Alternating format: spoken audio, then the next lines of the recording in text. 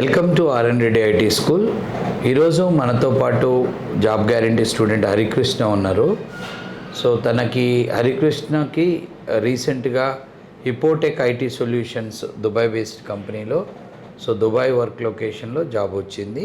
So ఇంతకుముందు ఈ కంపెనీలో మన స్టూడెంట్స్ ఇద్దరు సెలెక్ట్ అయ్యారు. వాళ్ళు ఆల్రెడీ దుబాయ్ ట్రావెల్ చేసి వర్క్ చేస్తున్నారు. ఇప్పుడు ఈ బ్యాచ్లో ఈ డ్రైవ్లో ముగ్గురు సెలెక్ట్ అయ్యారు. అందులో హరికృష్ణ ఒక 2 months వాళ్ళు వర్క్ ఫ్రమ్ హోమ్ ఇచ్చారు. 3rd month అట్లా వాళ్ళు ట్రావెల్ చేసి దుబాయ్ హెడ్ ఆఫీస్లో అక్కడ రిపోర్ట్ చేయబోతున్నారు. So Harikrishna, introduce your self. Yes sir, my name is Harikrishna. I am from Vijayawada. I have completed BTech Civil Engineering in 2020. BTech civil engineer అయిపోయిన తర్వాత నేను యాక్చువల్గా జాబ్ చేశాను సైట్ ఇంజనీర్గా, స్ట్రక్చర్ ఇంజనీర్గా. చేసినాక యాక్చువల్గా సివిల్లో అంత గ్రోత్ ఉండదని చెప్పేసి నాన్నగారి ప్రోత్సాహంతో నేను ఐటీ అయిపోద్దామని చెప్పేసి అనుకున్నాను. అంటే ఇప్పుడు నువ్వు బీటెక్ డిప్లొమా అయినాక జాబ్ చేసావు? ఎస్ సార్, డిప్లొమా అయిపోయాక B Tech cum job 2 at a time చేశాను సార్. జాబ్ చేస్తూ బీటెక్? Yes sir. బీటెక్ ఎక్కడ చదివావు? B Tech Nova group of engineering college sir, Ibrahimpatnam sir. Hyderabad? No sir, Vijayawada దగ్గర. విజయవాడ. Yes sir. తర్వాత బీటెక్ అయిపోయాక 2 years నేను జాబ్ చేశాను sir. Civil 3 years almost. So almost నువ్వు బీటెక్ చదువుతూ జాబ్ చేసావు. బీటెక్ అయినా నాకు 6 years ఎక్స్పీరియన్స్ సివిల్లో. సివిల్ ఏంటి రోల్ ఏంటి అసలు? Role structure engineer sir. Yes sir. ఎలా ఉంటుంది సివిల్లో శాలరీ గ్రోత్? శాలరీ గ్రోత్ అంటే టైం పడుతుంది సార్. అంటే ఎక్స్పీరియన్స్ వచ్చే కొద్దీ గ్రోత్ అనేది ఉంటుంది సార్. బట్ మంచి ప్యాకేజ్కి వెళ్ళాలంటే చాలా టైం పడుతుంది సార్. సో తర్వాత ఐటీకి మీ ఫాదర్ గైడ్ చేశారు? ఫాదర్ గైడ్ చేయడం వల్ల నేను ఐటీకి వచ్చాను సార్. హైదరాబాద్ వచ్చాను సార్. వచ్చేసి ఆల్మోస్ట్ 1 week 10 days హైదరాబాద్ మొత్తం తిరిగాను సార్. ఏ ఇన్స్టిట్యూట్ బాగుంటుంది ఏంటి, ఎక్కడ ఏం తీసుకోవాలి ఏంటి అంటే, యాక్చువల్గా మేము నాన్ ఐటీ స్టూడెంట్ కాబట్టి మాకు అసలు ఐటీ గురించి ఏం తెలియదు సార్. సో మేము మొత్తం తిరిగాం సార్. తిరిగి ఫైనల్గా ఆర్ఎన్ రెడ్డి ఐటీ స్కూల్కి ఎంక్వైరీ. ఎట్లా వచ్చావు? యూట్యూబ్లో వీడియో చూసి వచ్చాం సార్. మేము యూట్యూబ్ ద్వారా వచ్చి ఎంక్వైరీ చేసాం సార్. ఎంక్వైరీ చేస్తే ప్రాసెస్ అంతా చెప్పారు. ఇక ఓకే సార్, జాయిన్ అయినా. సో లెర్నింగ్ తర్వాత నీకు ఎన్ని ఇంటర్వ్యూస్ పట్టాయి? యాక్చువల్గా నేను 6 to 7 interviews అటెంప్ట్ చేశాను సార్. ఇది 6-7 ఇంటర్వ్యూస్లో జాబ్ వచ్చిందా? Yes sir. సో అంతకుముందు అటెండ్ అయిన ఇంటర్వ్యూస్లో ఎక్కడన్నా నీకు ఫైనల్ వర్క్ వెళ్ళావా ఏదైనా కంపెనీలో? యాక్చువల్గా సార్ మ్యాక్స్ డ్రైవ్స్కి ఎక్కువ. ఏ కంపెనీస్ అటెండ్ అయ్యావు డ్రైవ్స్? డ్రైవ్స్ నేను క్యాలిబర్ ఒకటి వెళ్ళాను సార్. నెక్స్ట్ లేవు సార్, గుర్తులేవు అంత ఐడియా లేదు. క్యాలిబర్ ఒకటి, ఇంకా మన ఒక 5-6 attend. Okay, very good. Okay, so టోటల్గా ఈ యొక్క లెర్నింగ్ అంటే కోర్స్ నడుస్తున్నప్పుడు మన యాక్టివిటీస్ ఫుల్ డే ఉంటుంది. Yes sir. Full day seminar program ఉంటుంది, మాక్ ఇంటర్వ్యూస్ ఉంటాయి. Yes sir. సో ఈ ఫుల్ డే ప్రోగ్రామ్ నీకు ఎలా అనిపించింది? యాక్చువల్గా ఇది బెస్ట్ సార్. ఎందుకంటే ఒక నాన్ ఐటీ స్టూడెంట్కి బెస్ట్ రిజల్ట్ వస్తుంది సార్. ఎందుకంటే కంప్లీట్గా నాన్ ఐటీ స్టూడెంట్కి ఒక అవగాహన అనేది ఉండదు. సో మాలాంటి వాళ్ళకి చాలా యూజ్ఫుల్ అయింది సార్. ఒక 2-3 ఇంటర్వ్యూస్కి కొంచెం బాగా ఫీర్ అనిపించేది సార్. తర్వాత ఎప్పుడైతే ఈ సెమినార్ ఈ యాక్టివిటీస్ కొంచెం మేము యాక్టివ్గా పార్టిసిపేట్ చేసామో, ఆ తర్వాత మేము ఇంటర్వ్యూస్కి అటెండ్ అయ్యేటప్పుడు మేము చాలా మంచి ఇది ఉపయోగపడే యాక్టివిటీ. కానీ ఒక నార్మల్ స్టూడెంట్ అంటే ఒక టైం పాస్ స్టూడెంట్ ఈ ప్రోగ్రాంలో ఉండగలుగుతాడా? లేదు సార్, ఉండలేడు సార్. అది ఉండలేడు సార్. సీరియస్గా ఉన్న స్టూడెంటే ఈ యొక్క ప్రాసెస్ని ఫాలో అవుతాడు సార్. ఇప్పుడు ఒక స్టూడెంట్కి తనకి కూర్చునే ఓపిక లేదు. ఉండదు సార్. మార్నింగ్ టు ఈవినింగ్ ఇప్పుడు 9 to 6 ఇక్కడ ఉండాలంట నేను. Yes sir. చాలామంది ఏమంటారు 9 to 6 ఇంతసేపు ఎలా ఉండాలి అంటారు. Yes sir. సరే, మనం ఏదైనా ఉద్యోగం తీసుకుందాం, రేపు జాబ్ వస్తుంది. 9 to 6 కాదు, 9 to 9 ఉంటారు, 9 to 2 ఉంటారు, 9 to 4 ఉంటారు. ఇప్పుడు ఇక్కడ 9 to 6 కూర్చోలేనివాడు రేపు జాబ్లో 9 to 6 కాదు 9 to 9 ఎలా పనిచేస్తాడు? అవును సార్. కాబట్టిగా అది అంతే కదా. Yes sir. సో కాబట్టి college life is different, job life is different. ఆ మధ్యలో ఉన్నది అంటే ఆల్మోస్ట్ ఇండస్ట్రీని ఇంట్రడ్యూస్ చేస్తున్నాం మేడం. Yes sir. ఒప్పుకుంటావా? అవును సార్. ఇది ఒక మినీ కంపెనీయే. ఒప్పుకుంటాను sir. Yes sir. Mini company మనకి 8:30కి రిపోర్ట్ చేయాలి. Yes sir. 8:30 to 10 seminar program, 9కి యాక్టివిటీ స్టార్ట్ అయినా 8:30కి రిపోర్ట్, 8:30 to 9 మధ్య phone hand over, 9 to 10 seminar. Sir. Seminar ఎలా ఉంది? సెమినార్ చాలా బాగుంది సార్. ఎందుకంటే మనం కూడా యాక్చువల్గా మనకున్న సబ్జెక్ట్ గురించి మనం డిస్కస్ చెప్తా ఉంటారు అందరూ. అట్లీస్ట్ డయాస్ ఎక్కినప్పుడు ఫస్ట్లో సెమినార్ కొద్దిగా భయం అనిపిస్తుంది, చాలా భయం అనిపించింది సార్. సో అలవాటైందా? సార్ కొన్ని రోజుల తర్వాత అలవాటైంది. అలవాటు అనేది పోతుంది సార్. సో ఈ ఐడియా సెమినార్ ఫస్ట్ స్టార్ట్ చేసినప్పుడు ఏం చేసామంటే జనరల్ టాపిక్ పెట్టా కొన్ని రోజులు సార్. నువ్వు కూడా నేను ఉన్నాను సార్. తర్వాత ఆలోచించే జనరల్ టాపిక్లు ఎన్ని చెప్పించినా యూజ్ లేదు కదా. గంట సేపట్లో ఒక 60 మంది మాట్లాడుతున్నారు. 60 మంది సబ్జెక్ట్ గురించి మాట్లాడితే ఒక లైన్ మాట్లాడినా కానీ మన చెవులలో పడుతుంది కదా. ప్లస్ సో ఒకటే వాడు కరెక్ట్ చెప్తుండా. ఇప్పుడు తెలిసిన సబ్జెక్టు నువ్వు చదువుతున్నావు, తను ఎలా చెప్పాడు, నేను ఎలా చెప్పా, వీడు ఎలా ఈ యొక్క అబ్జర్వేషన్లో ఎంత లేదన్నా కానీ నాలెడ్జ్ షేరింగ్ అవుతుంది. సో ఐడియాతోనే సెమినార్. అది ఒక జస్ట్ అనుకోకుండా వచ్చింది. ఒక కంపెనీ ఇంటర్వ్యూస్ అప్పుడు సడన్గా వాళ్ళు జీడీ పెట్టారు. ఆ జీడీ మన వాళ్ళు చాలా ఇబ్బంది పడ్డారు. ఆ రోజు ఎమ్మటే డిసైడ్ అయిపోయాను, లేదు ఇది ఎట్లా ఓవర్కమ్ చేయాలని చెప్పేసి వచ్చిన ఐడియానే సెమినార్.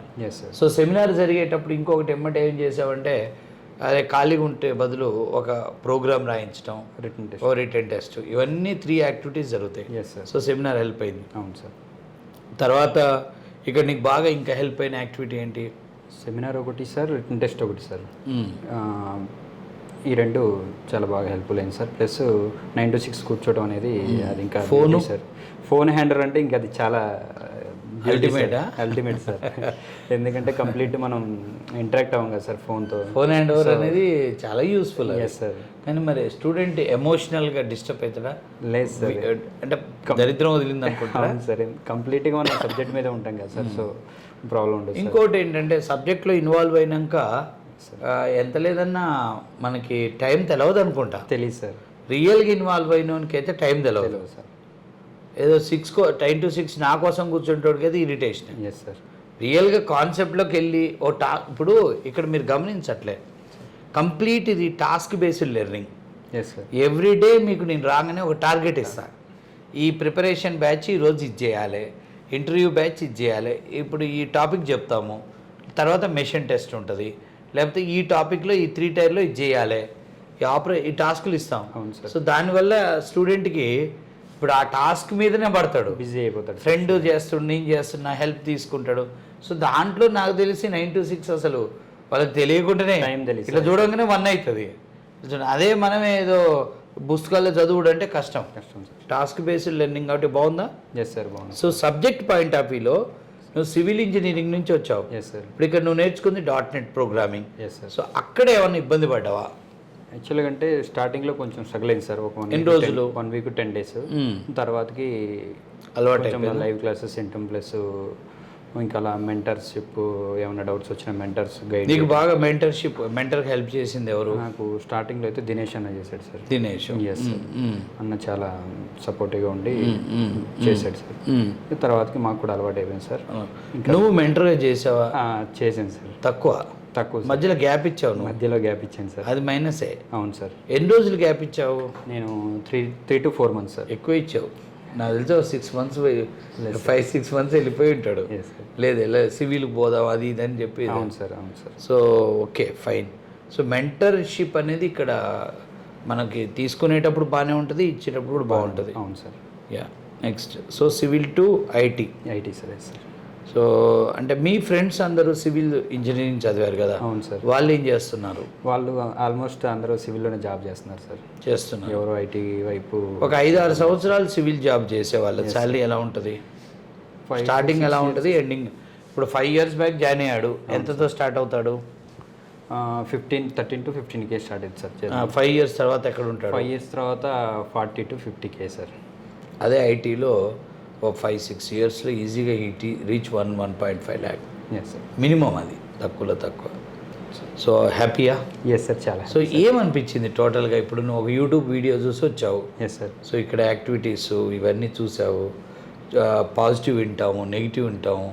మన క్లాసులు జరిగేటప్పుడు పక్కన స్టూడెంట్ ఒకటికి నచ్చుద్ది, ఒకటి నచ్చదు, బాగుందంటాడు, బాగలేదంటాడు. హాస్టల్కి వెళ్తేనేమో పక్కోడు వాడు 1-2 గంటలో పోయేస్తాడు. నువ్వేమో బ్యాగ్ పట్టుకొని 4-5 పుస్తకాలు వేసుకొని వచ్చి సాయంత్రం వరకు ఉంటావు, ఫోన్తో సంబంధాలు ఉండవు.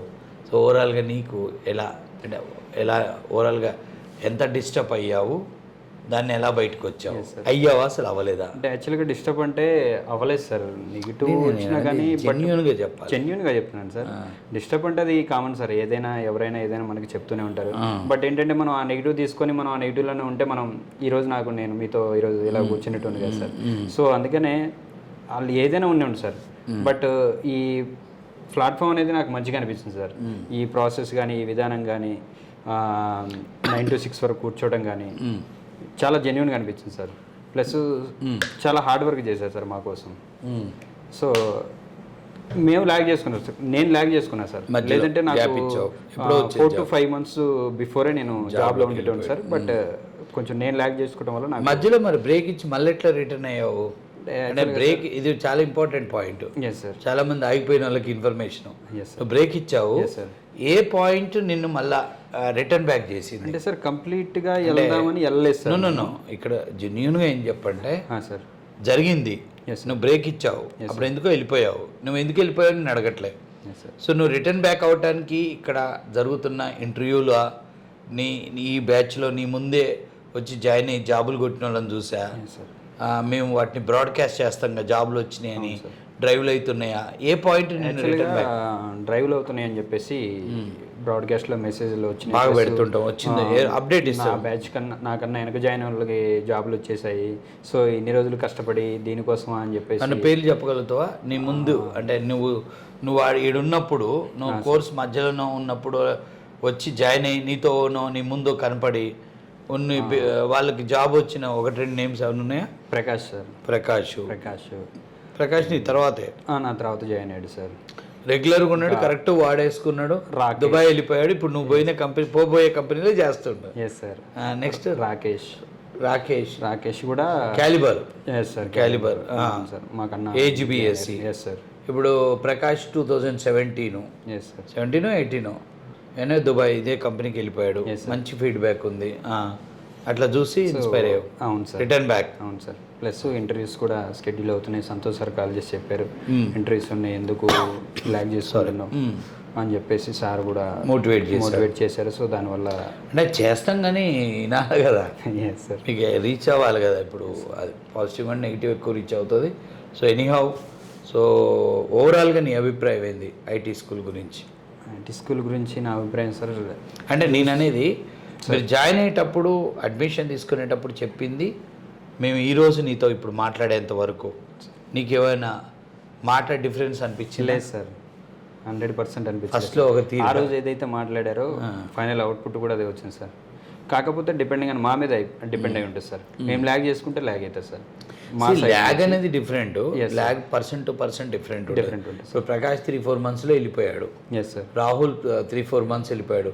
అట్లా అనుకుంటే రాకేష్కి ఎక్కువ టైం పట్టింది. సో అది పర్సన్ టు పర్సన్ ఉంటుంది. నేను అనేది అది కాదు. ఇప్పుడు ఒక బిజినెస్, ఒక ఇన్స్టిట్యూట్ నడుపుతున్నాం. ఈ ఎడ్యుకేషన్ సెంటర్లో మేము కౌన్సిలింగ్ చేసేటప్పుడు మీరు నాతో అడ్మిషన్ అప్పుడు మాట్లాడతారు.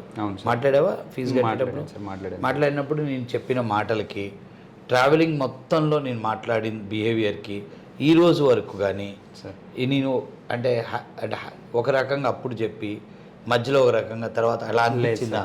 మనం షాప్కి వెళ్తాం, జాయినింగ్ షాప్కి రిసీవింగ్ చేసుకునేటప్పుడు తిరుగుంటారు. మనం సేల్ కొంటున్నప్పుడు కూల్ డ్రింక్స్ వస్తాయి, టీలు వస్తాయి, అన్నీ వస్తాయి. బిల్లు కట్టేంత వరకు తిరుగుంటారు సార్. ఏమంటారు? ఉంటారు. ఒక్కసారి బిల్లు పే అయినాక వాళ్ళది మనం ఏదన్నా ఇంకో క్వశ్చన్లు వేస్తే కొద్దిగా వాళ్ళు బాధ్యత తీసుకోరు. అది నువ్వు ఇక్కడ అట్లా అనిపించిందా? లేదు సార్. జాయినింగ్ రోజు ఏదైతే ఉందో ఫైనల్గా ఈ రోజు కూడా అదే ఉంది సార్. సో ఇంకా నీ అభిప్రాయం ఓవరాల్గా ఇన్స్టిట్యూట్ గురించి? ఓవరాల్గా అయితే బెస్ట్ సార్. ఇక్కడ ఇప్పుడు ఉన్న స్టూడెంట్స్ నెక్స్ట్ నేర్చుకుంటున్న నీ జూనియర్స్కి నువ్వు చెప్పే సజెషన్ ఏంటి? జాబ్ వచ్చే వరకు ఆర్ఎన్ సార్ హ్యాండ్ వదలకండి రా బాబు. అది అంతే ఫైనల్గా. సో హాస్టల్ ప్రిపరేషన్ గురించి నువ్వేం చెప్తావు? హాస్టల్ ప్రిపరేషన్ చాలామంది హాస్టల్ నుండి చదువుకుంటాను మేము, డ్రైవ్ ఉన్నప్పుడు వస్తాం అని చెప్తారు. దాని అభిప్రాయం? వేస్ట్ ప్రాసెస్ సార్ అనేది నా అభిప్రాయం అయితే. అది దానికి మించిన వేస్ట్ ఇంకోటి లేదు సార్. లేదు, ఎందుకంటే టైం వేస్ట్ అయిపోతుంది సార్. అక్కడ ఉంటే కంప్లీట్గా మనం ఏదో అనుకుంటాం సార్, చదవాలని చేయాలని అనుకుంటాం. బట్ అది పాసిబుల్ అవ్వదు సార్. ఏదైనా ఉంటే ఇన్స్టిట్యూట్లోకి రావాలి, కూర్చోవాలి, చేసుకోవాలి సార్. అప్పుడు మనకి మంచి అవుట్పుట్ అనేది వస్తుంది sir. Okay, all the very best. Thank you sir.